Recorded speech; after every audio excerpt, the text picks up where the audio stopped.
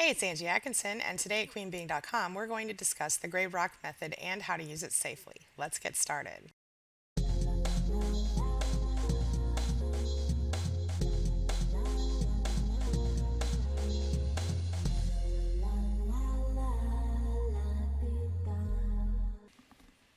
So, you're actually in a good mood for once. It's a rare gift when you're in a relationship with a narcissist. But as usual, the narcissist can't stand to see you happy. Narcissists ruin everything, don't they? This narcissist tries repeatedly to argue with you, but you foil him or her again and again. You finally give up and retreat to blessed dissociation, the only sanctuary you feel like you have from this toxic abuse. Before long, he or she is popping in and out of the room, desperately trying to pick a fight, pretending to be light and breezy, maybe even charming. But just under the surface bubbles up this bile that he's about to spew on you. You can feel the narcissist's energy practically burning you as you enter the room. It's so intense you can almost feel him or her buzzing with vindictive venom, prepared to strike out for any infraction, real or perceived. The narcissist grows tired of being ignored as he or she needs to be the center of attention. From somewhere deep inside your head, you notice he or she is yelling at you again, shamelessly placing all of the blame for everything that's wrong in your lives squarely on your shoulders, as usual. He talks about how you're just like, insert insulting comparison here. He calls you lazy, stupid, not good enough. He or she pulls the trigger after trigger, literally trying everything to get your attention so he can unleash his pent up narcissistic rage all over you and finally relieve himself or herself of the pain. He or she uses you like a drug to soothe the guilty and self hating soul of a narcissist. As the bile is spewed on you, you are melted bit by bit. Now you make a choice on how to react. Now it's time that you learn how to use the gray rock method safely. Obviously, communicating with a narcissist can be incredibly frustrating, especially when it matters that they comprehend what you're saying. I can't tell you how many times I've felt exasperated when trying to have simple conversations with narcissists who have become agitated or who are actively gaslighting. They'll be thicker than concrete walls, intentionally trying to misunderstand you and assume the worst of you in every single word. You find yourself feeling hopeless, like you're unable to make your point. And if you're like me, it's especially frustrating because you probably have no problem communicating with literally everyone else in your life. I mean, honestly, this has happened to me more times than I can count during conversations with narcissists, and I literally am someone who communicates for a living. So a while back, I wrote a post about the only way to effectively communicate with a narcissist, and in my experience, it's the truth. In that post, I mentioned the gray rock method, so I thought I'd offer a bit of background and explanation on where it came from. So let's talk first about who invented the gray rock method. As far as I can tell in my research, it was invented back in 2012 by a person named Skylar in a post she wrote on her blog. In part, she says the gray rock method is primarily a way of encouraging a narcissist, a psychopath, a stalker, or other emotionally unbalanced person to lose interest in you. So how does the gray rock method differ from the no contact rule exactly? Well, Skylar says the difference is that you can't blatantly try to avoid contact with the disordered individual. That's the difference between gray rocking someone and no contact.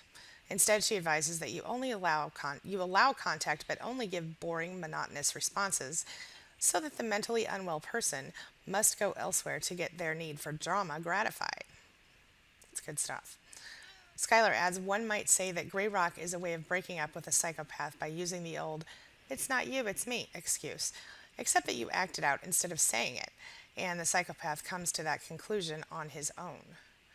So why does the gray rock method work? Well, according to Skylar, there are gray rocks and pebbles everywhere you go, but you never notice them. None of them attract your attention. You don't remember any specific rock you saw today because they blend with the scenery. That's the type of boring you want to channel when you are dealing with a psychopath. Your boring persona will camouflage you, and the psychopath won't even notice you were there. This method strikes at the heart of the psychopath's motivation to avoid boredom. So what are the most important components of successfully using the gray rock method? Rule number one is that when it comes to practicing the gray rock method, You never tell the narcissist that you're doing it. Don't ever say, I'm going to gray rock you, because that's never going to work. And if you do that, he will definitely figure out a way to use it against you, or she. So, you don't want to ask questions of the narcissist, and you don't offer committal responses. You just say things like, or and you keep it casual. If possible, you discuss only safe topics, such as the news, social media, fashion, cooking, etc., things that would not be personal, even if the narcissist begs you for a confrontation. Drama-free is the way to be, my friends. So you want to try to be sort of distracted during a conversation with a narcissist so that you don't have to directly look them in the eye the whole time. Maybe something simple like doodling in a notebook or checking your text messages, or something more complicated such as knitting a scarf or working on a document for work. If you focus a bit more on your activity, you won't be as directly affected by the narcissist's attempts to manipulate you during the conversation. Most importantly, during this practice, you have to keep your head in the game and don't allow the narcissist to get inside your head. They are expert guilt trippers, and they have no qualms about making you feel bad, so that you have to justify or try to defend your intentions. Don't fall for that trap. So what else should you consider before you try the gray rock method? One important thing to know about the gray rock method is that there is a level at which it can become unsafe for you to use psychologically. And that's when you begin to experience those symptoms of dissociation. A lot of people don't realize that these two things are connected, dissociation and gray rocking, but here's what happens. When you learn how to use this method and you find out how effective it can be, when it comes to dealing with your narcissist, you might find that it's a great way to deal with like literally everything that's an issue in your life. The problem with this is that you begin to truly stop caring, and your ability to feel your own emotions actually diminishes. That's very dangerous for you. It's a major issue because you don't just stop feeling the pain and anxiety, but you stop feeling the good stuff too. If you think you're dissociating, it's time to take further action and deal with your narcissist. You can start by talking to a good friend or family member, or someone you can trust, or you can reach out to a therapist or a certified life coach like myself who specializes in this area. If you do want to talk with me, you can contact my office manager, Haley, at haleyhelpforyou@gmail.com. And she will schedule an appointment for us. But you can also visit QueenBeeing.com for lots of free resources. And if you go to QueenBeeing.com/span, you can join my free and confidential online support group. Okay, that's all I've got for today, but now it's your turn. Have you ever used the gray rock method before? And if you did, how did it work for you? And what tips would you offer for someone who's trying it for the very first time? Please share your thoughts and experiences in the comments below. It really can help another survivor to literally change their lives. All right? So that's all I've got. Like I said, my name is Angie Atkinson. I'm a certified life coach, an author, and a survivor. Thank you so much for listening, and please don't forget to hit that subscribe button below. And I'll see you soon. Have a great week.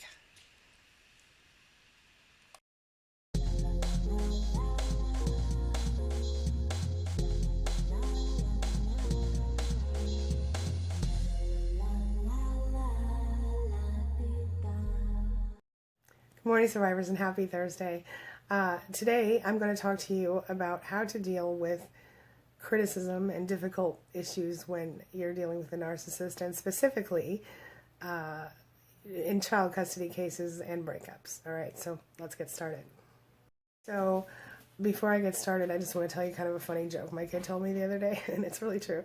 So 2 days ago, I was wearing shorts. It was 70-something degrees outside. And today, yesterday, I started to have to deal with this. So the joke is, in St. Louis, if you don't like the weather, wait a few minutes. It's kind of funny, huh? So today we're going to talk about how to avoid reacting when you are criticized by a narcissist and you're trying to go through the gray rock process in order to protect yourself, okay? I had a client yesterday that I was speaking to who was incredibly antagonized by his narcissist who was using their child against them. It's a terrible situation. And so this video is kind of for him and for people like him who are going through a difficult time where they need to go gray rock because they're still dealing with a narcissist due to having to deal with them because of a child or because they haven't moved out yet or whatever. And sometimes when you go gray rock, it's very difficult to not react when someone criticizes you, especially a narcissist, because they're so harsh and so pushy with it. All right, so I'm going to give a few tips today on that. All right, let's get started. But first, make sure you have your coffee. This cup, as I think I've told you before, comes from a place called Rockbridge, Missouri, where my husband likes to take the family for trout fishing. It's not really my thing, but it's a beautiful place. So I think we could all agree that it's safe to say that no matter where you are in life, what you're doing, you're going to get criticized for something or another, right? So whether you're a writer, you're an artist, designer, a chef, an executive, whatever, doesn't really matter.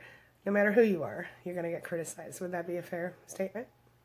So with that in mind, if you struggle to receive criticism, which quite honestly, when we've been abused by narcissists, a lot of time we do struggle to get, to understand criticism and to deal with it constructively without allowing it to hurt us.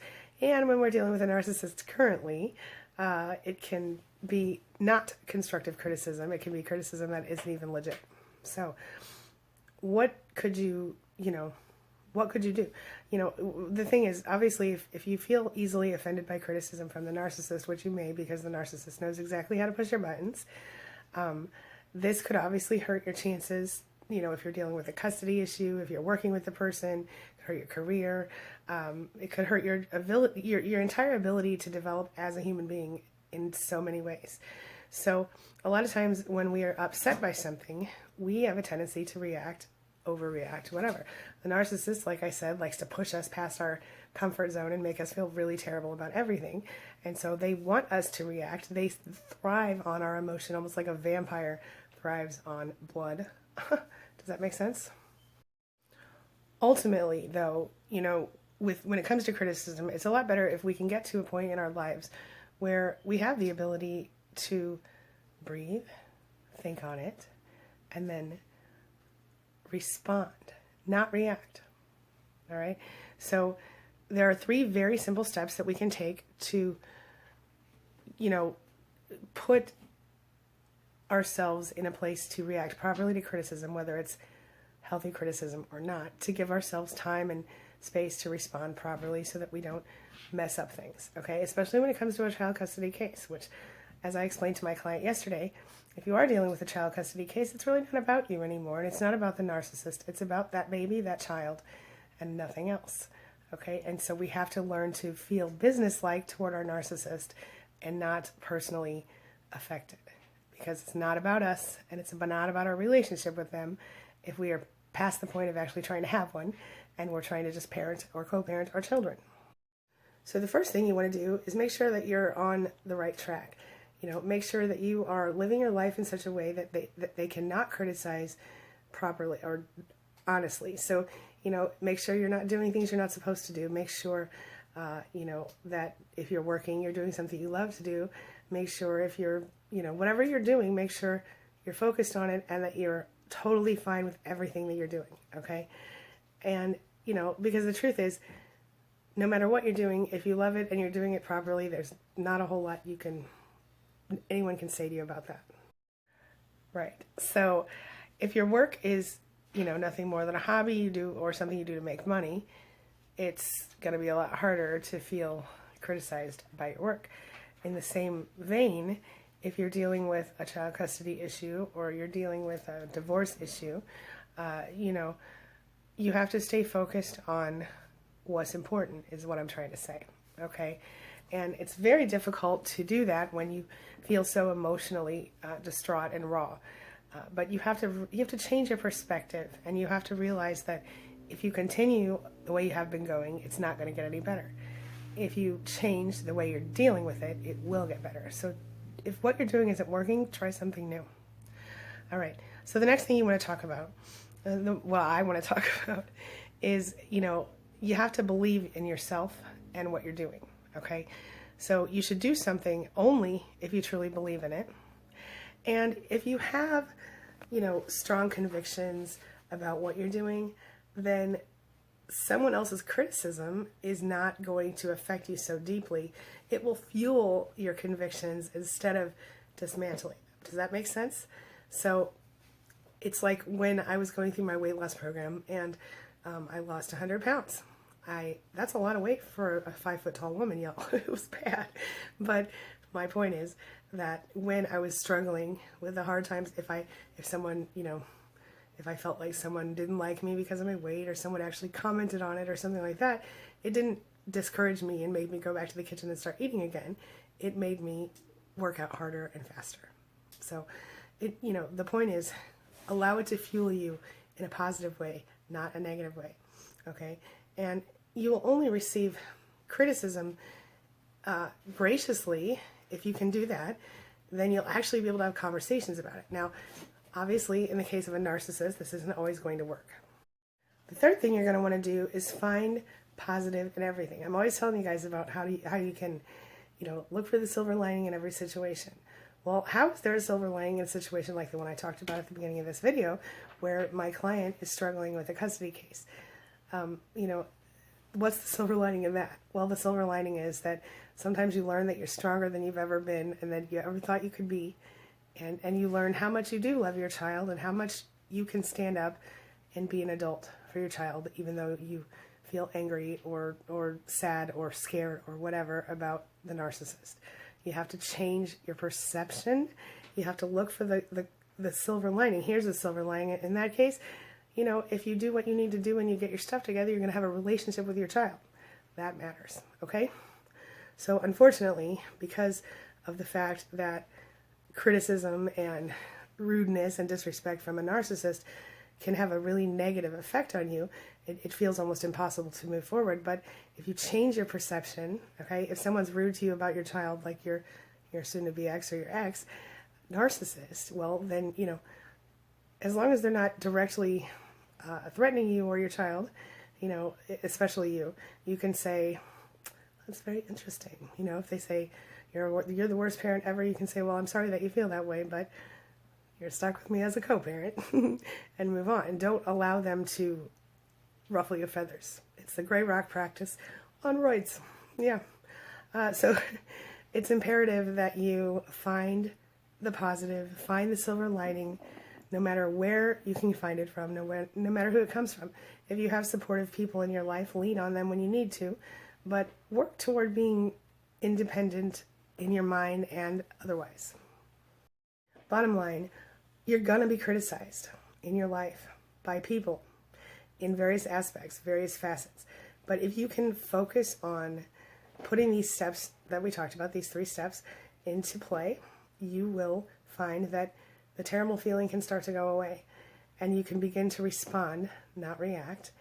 And you will be able to, actually make sense of things and get what you want in your life instead of just reacting to what's handed to you.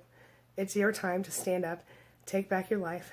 If you're dealing with a child custody case like my client, take back your child. Get connected. Do the things you need to do. Over time, you're going to actually start to be able to deal with this in a way that is very positive. And even though it sounds a little crazy right now, you might even figure out a way to use that criticism to your advantage. So keep your head in the right place, okay? Remember, the object of the game is not to win. It is to just be happy to get what you want. When it comes to a child custody case, you're looking for, joint custody. Well, all you're trying to do is compromise. If you're dealing with an unreasonable narcissist in that situation, the very best thing you can do is remain calm at all times, no matter what. And as I told my client, get out your phone and record every one of those interactions in the meantime, if you're waiting for the court to come back with a decision about your situation. All right, I'm going to wrap it up for today. I've got lots going on. I'll be live in our University launch party later today. If you want to check that out, you can go to, I said it wrong the other day, I'm going to say it right today, QueenBeeing.com/invite, INVITE. Go there and RSVP and jump in the group, and you can hit me during the live session, and I'll see you later today for another video. Have a wonderful day, everybody. Thanks so much for being here. Thanks for being a part of my day and a part of my life, and thanks for letting me be a part of yours. I'll see you soon. Good morning, survivors, and happy Monday. Today we're going to talk about ways that you can shut down a narcissist when they're going nuts on you. All right, so let's get started. I'm sure you already know you're dealing with a narcissist, but I thought I'd share with you a few really quick identifiers just in case. All right, so one of the first things you need to know is that a narcissist will expect you to always appreciate and admire them, no matter what their situation is and no matter how difficult they have become. And of course, they overestimate their own abilities and underestimate the contributions and abilities of other people around them. And they also fantasize about unlimited success in whatever they do. That doesn't make you a narcissist if that's all you've got in common, because you also need to be able to compare yourself quite favorably with high status people, assuming that only those special and awesome people like that will actually truly understand and appreciate them. Of course, they're also unreasonable and demanding, and they contribute very little to the relationship. And of course, most narcissists, this is a big identifier of almost all narcissists, as a matter of fact, on the toxic level, they have no empathy. They sneer at you. They're they love contempt. They love to act like they're better than you, and and other people too. And they're overcritical, and they're unwilling to discuss your feelings because they don't even see those feelings as real or relevant. And of course, they lack insight into themselves and their own behavior, and they lack appreciation of you and of your feelings, your values, and generally yourself. You understand? All right. So now that we've got that figured out, how do we deal with them when they go into the gaslighting mode where they're trying to make us feel crazy, or the manipulation mode where they're trying to just do whatever they can to get what they want? Let's talk about it. But first, let's get some coffee, shall we? Got the coffee. Let's carry on, shall we? So obviously the first and best way to deal with the narcissist is to not deal with the narcissist. And it's very tempting for us as empaths to go, but I can change him or her. I understand them and I know what they are, and maybe I can help them heal their core wound. You can't. And that's the thing that sucks. It's just like when you're watching a movie and you know that, the villain is about to, get the, like a horror movie, and like, say, I don't know, Jason or somebody, some horror movie character is about to get the heroine of the movie, and if only she just wouldn't, go out the back door in the woods by herself at night, she wouldn't die. And you might be screaming at the TV, don't do it, don't do it. Guess what? You know how effective that is, right?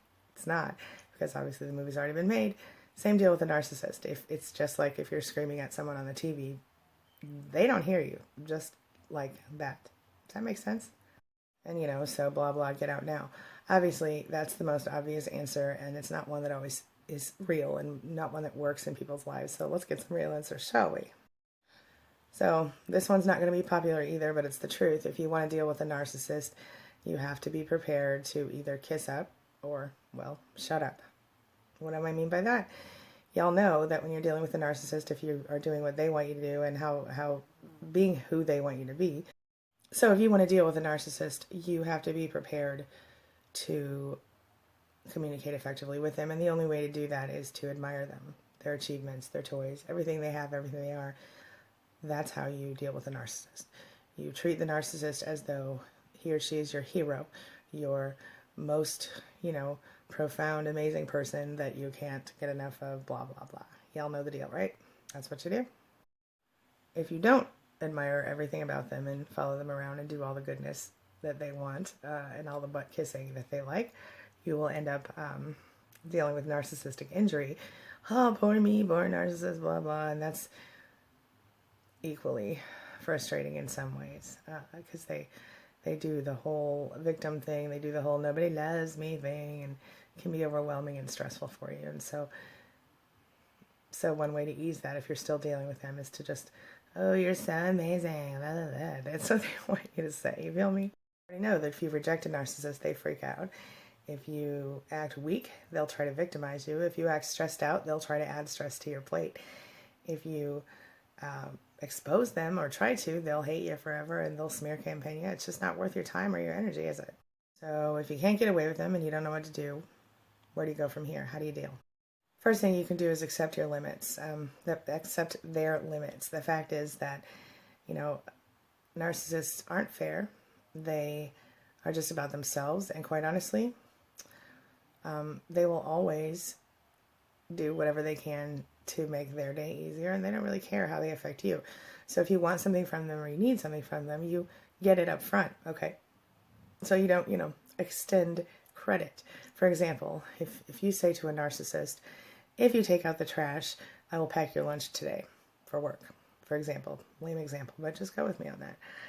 The narcissist would, if you made the lunch first, the narcissist would likely grab the lunch and go, and the trash would still be there. But if you make them take out the trash before you pack the lunch, you might get something done. So always expect payment up front for any type of favors or exchanges of favors with a narcissist. Another thing you can do is treat a narcissist like a little child. And what I mean by that is when they do anything good, you recognize it. You go, oh, okay, that's a good thing they did. Good job, you're so amazing. Oh my God, you're so amazing. How did you get so amazing? Because you see, then you're combining the desired result, which is getting things done, an act of kindness, something like that, with what the narcissist wants, the supply they need, which is, oh my God, you're so amazing, admiration. You feel me? Not the best thing, but it works.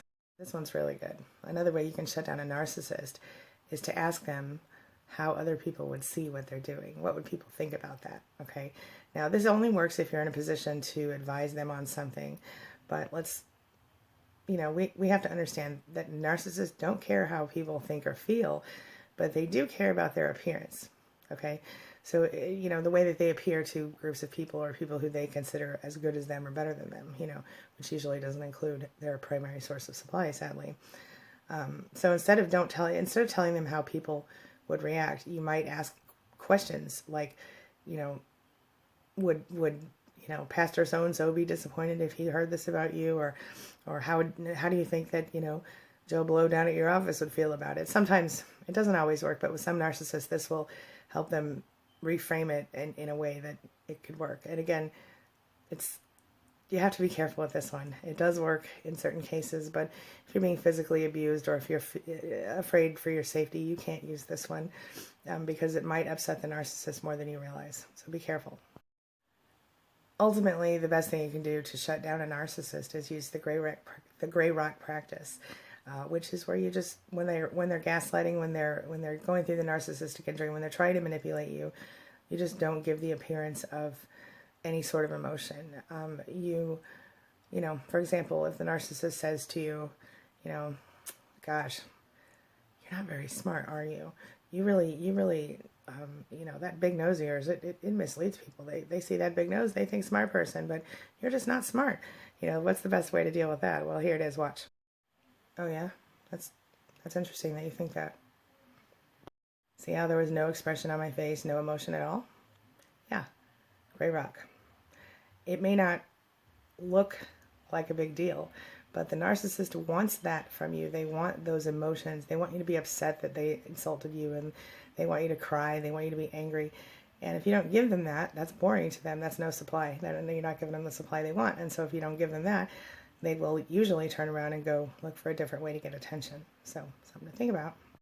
So if you're still dealing with a narcissist, make sure you give yourself permission to not think about them 24/7. And make sure you give yourself permission to not put their needs before yours. You've been conditioned in this relationship to do just that. So it's something to consider. All right, I'm going to wrap it up for you guys today. I'll see you probably tomorrow with another video. If you have more questions on how to shut down a narcissist, just leave them in the comments section below. And I will see you soon. As always, thanks for being a part of my day and a part of my life. And hey, thanks for letting me be a part of yours. It does mean a lot to me. Hey there, it's Angie Atkinson with QueenBeeing.com.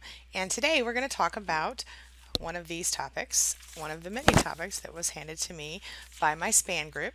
And today's topic is, what do you do if you see your narcissist in public after you've gone no contact? Let's get started.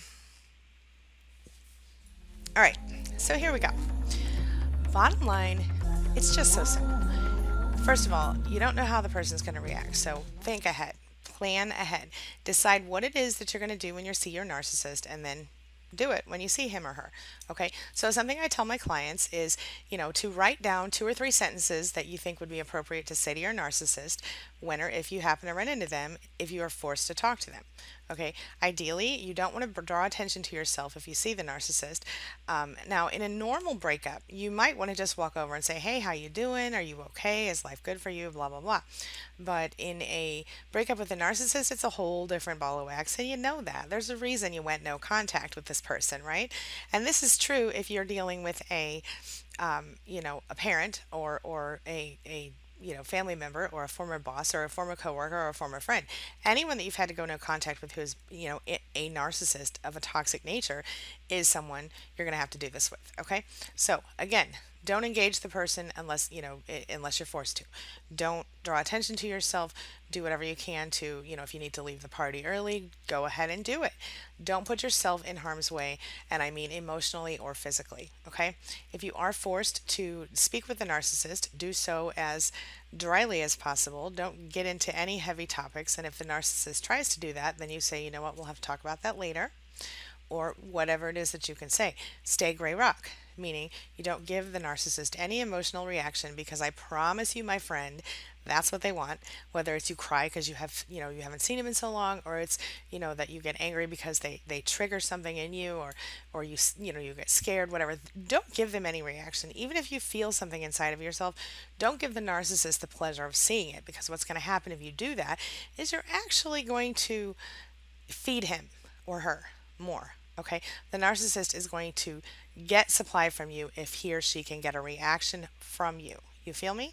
Don't give them the reaction that they want, because if you can avoid that, you maintain the power.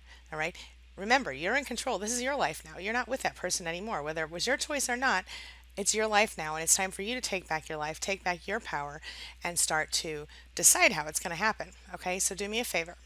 Take a few minutes after you finish this video, or pause it and then come right back and write down 2 or 3 things that you might want to say to your narcissist if you have to. If you have to speak to him or her, you might want to have a line regarding no contact.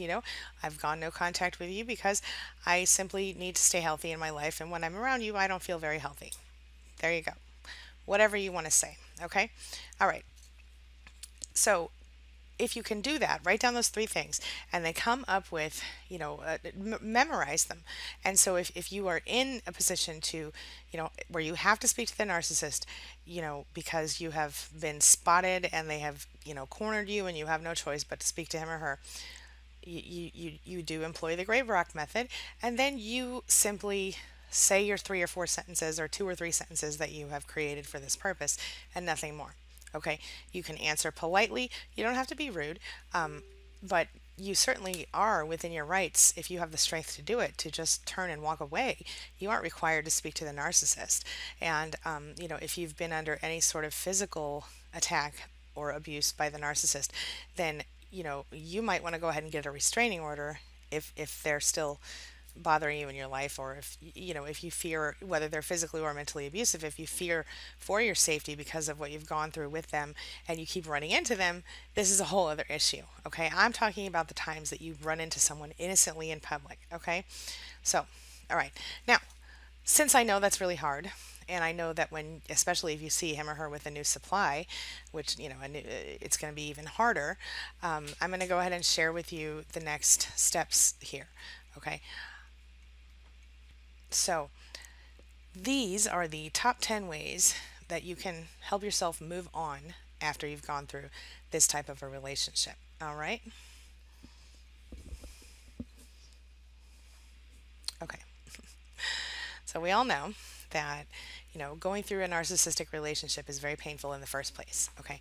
And we also know that any relationship breaking, ending is difficult, whether you're ending a relationship with a parent, or a spouse, or a child, or a neighbor, or a boss, anybody who you're dealing with on a regular basis who is no longer going to be part of your life because of their own horrible behavior, is someone that you may run into and may find yourself feeling uncomfortable. Okay, so obviously, in many cases, people will just rebound into another relationship. We all know why they're called rebound relationships. They don't last. And, if they do, in the case of someone who's been abused by a narcissist, it could be for the worse, because you very, very easily could fall in with another narcissist. Okay.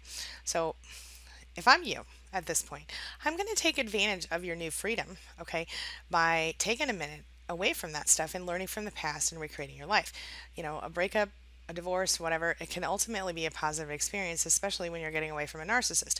Not only are you stronger than most people when you do that, get through that, but you can actually take some time now to decide what you want your life to look like and spend some time turning it into that. I took gosh, it was just a little over a year to, I kind of decided to myself because I left my ex-husband and I waited 3 months to file for divorce, and then it took another 9 months for the divorce to go through. And so I guess I thought, well, I'm going to wait until after I get divorced legally. And it certainly wasn't anything to do with being faithful to my husband in that case, because I wasn't even living with him at that point. It was simply because I wanted to keep my own head clear and straight, and I wanted to figure out who I was again, because I really didn't know. You know what I'm saying? So, just a little tip from me to you. Anyway, so if I'm you, I'm going to try to learn from my failed relationship, clear my head, prepare myself for my future, whether that's with a partner or, new family members, or whatever. Sometimes your friends kind of become your family, right? So, step number one, make sure you learn from it. Every failed relationship, good or bad, is going to provide at least one significant lesson. And y'all know when we're dealing with a narcissist, there are like about 100 significant lessons, or a gazillion, you know what I'm saying? But in your case, you want to kind of choose 2 or 3 significant lessons that you learned, plus start educating yourself on narcissism and narcissistic personality disorder so that you can avoid this in the future. Okay. Relationships, in general fail because you made a bad choice in partner, or a partner made a bad choice in you. And in this case, it wasn't really your fault. You kind of got sucked in by someone who pretended to be something they really weren't, and you probably thought you had met your soulmate. And here you were one day, shock upon shock, and all of it came crashing down around you, right? So, like I said, do your research, figure out where you went wrong, figure out what you need to look for, what are the red flag signs. I'll put a little link up there for you about that. And if you never, repeated any of your relationship errors, if you could, like, you know, take stock of all the ones that you've made, and you could, be guaranteed to find the right person, it would be so easy, right? But, life doesn't always go that way. So, take your time. Use the first few weeks to think about, the relationship that you just got out of, and consider what made it toxic and what you can do to avoid that in the future. Okay. And number two, let go. Unless there are children involved, go no contact. I mean, just do it. Resist the tendency to accidentally run into them if you can. And, make sure you steer clear of the places that they'll be when they'll be there. You know their schedule. You know what I'm saying? Don't send late night text messages, drunk texts, or any of that stuff. And don't stalk them on Facebook. You know what? Instead of stalking, I say block them on Facebook, block them on Instagram, block them on, Twitter, Snapchat, all those things. Take them off your social media accounts. It's just temptation for you to fall back into your old bad habits. And, I hate to put it the way I'm about to put it, but like we've talked about before, it's almost like a drug. So be aware, okay? So take anything that reminds you of that person, box it up, and throw it out, put it in the garage, whatever, get it out of your house, out of your eyesight anyway, okay? Just a tip. Number 3, forgive. All right, we've talked about this a little bit before, but here's how it goes. In a normal relationship that ends for mutual reasons, or normal incompatibility issues or whatever, there's a whole other ball of wax. But when we're talking about a toxic relationship, it's incredibly hard to forgive somebody. I've told this story once before. I'm going to tell it real quick again. But there was a time in my life when I had a situation with a person I was dealing with, a narcissist who was actually just mostly on a platonic level, except that this person tried to take it beyond that.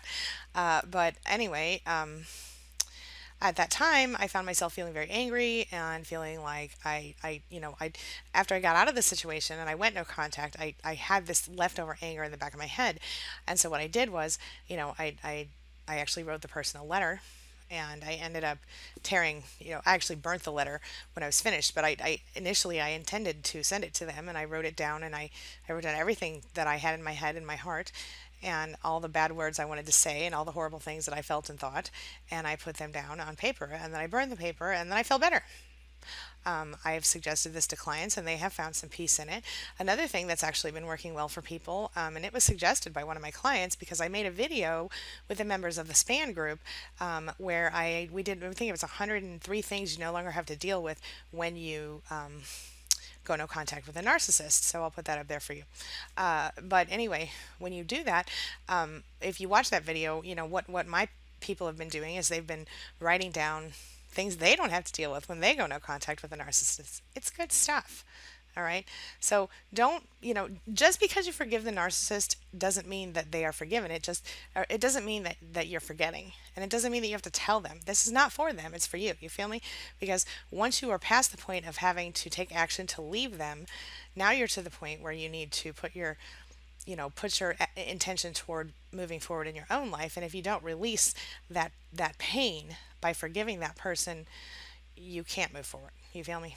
All right. Number 4, take care of yourself. It's so easy to like not take showers, sit in front of the TV in your sweats and your scrunchies or baseball hats, whatever. Avoid the gym, all those things. But the fact is that it's important to keep taking care of yourself, maybe more now than ever. So, take your shower, girl, guy, whatever. Spend time with your friends, maintain your normal routine. Okay. In fact, if you're me, like if you're like me, you probably want to step it up a little bit. Why not get a new hair color if you're female, or go out and, if you're a guy, take your sister out and have her help you pick out some new clothes so that you can feel freshened up and get a new haircut, shave a little bit. You know what I'm saying? Change your look up. It really does change your whole perspective sometimes. All right. Number 5, get your life in order. This is a great time to shore up bad stuff, figure out what it is that's not working, what is working, and switch it up. Now, right now you're in a time of transition anyway. So focus on, like I said, focus on where you want your life to go from here because you get to pick. It's your choice. Isn't that awesome? I think so. Anyway, so if you hate your job, find a new one. If you don't have a job, find a job that you like, not just a job. Make sure your finances are in order. Get in shape. Feel good about your life and yourself before you start dating again. So I guess my bottom line is get your life in order. It's a process, and if you have been in a position where you have been, so oppressed by so many people for so long, it's going to be a process for you, honey. You're going to have to take a minute. Don't beat yourself up about it. You got time. Get your life in order. Take some time to decide what you want your life to look like and start working toward that. All right. Okay. Remember, when you're ready to start dating, you definitely want to have a great life to share with that person, right? Rather than finding someone to fill in the gaps and solve all the challenges in your life. You got to fix your life first. Because A, you're going to be a much more attractive partner if you do that. And B, if you do find someone who's willing to come in and fill in all the gaps and rush in to make everything all better for you, you know what you're dealing with, right? Potentially a narcissist. Because remember, narcissists, one of the biggest red flags of narcissists in early in a relationship is that they jump right in with both feet. They say the L word too soon. They love bomb you. They tell you you're amazing. They put you up on a pedestal. They make you feel like nothing can hold you down. And then when you finally, jump, into it with both arms and your whole heart, inevitably you're smacked down by the cold hand of reality, which is, you know, the love bombing ends, and now you go through the devalue and the discard and all the other stuff. It's just it's exhausting, and nobody wants that. So why, do your best to avoid that in the future, right? So that's why you take the time to do what you need to do. All right. Number 6. So let's say, you're still living in the same house that you lived in with the narcissist, but the narcissist moved out. Or let's say that you've got a new place, and, you're just not feeling it, right? Well, now's the time to kind of change it up, create a whole new environment for yourself, make it yours, move the furniture around, buy a gallon of paint, redo the dining room, give yourself a fresh start. And something I tell my clients is, you know what, as you're about to move into your new place, take a minute and pick up your, go to Pier 1 or go to the Goodwill or the Salvation Army or, Walmart if you really want to. I mean, any place that sells pretties, little nicky-nacky things, and, find yourself something beautiful. And it doesn't have to be expensive. Find yourself something beautiful that makes you smile when you see it, that makes your heart feel warm, kind of jump a little bit, and put it in your new home and make it yours.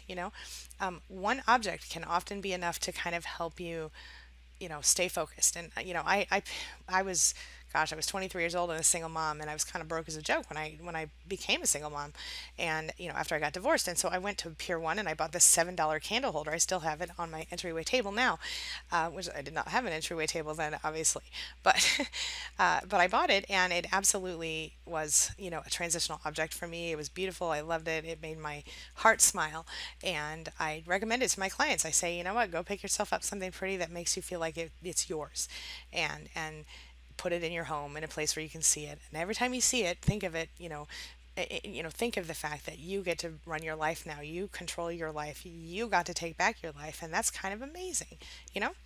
Something to think about.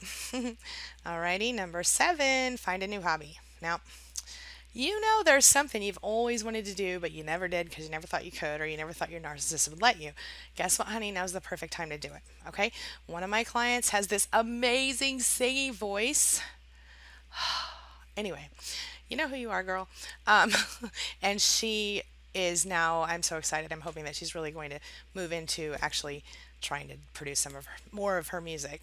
So that's really exciting for her. But you could do something like that, if you're into music, or maybe you want to take a pottery class, buy a violin, or pull out your old clarinet, or maybe you want to join a bowling league and meet some cool people there.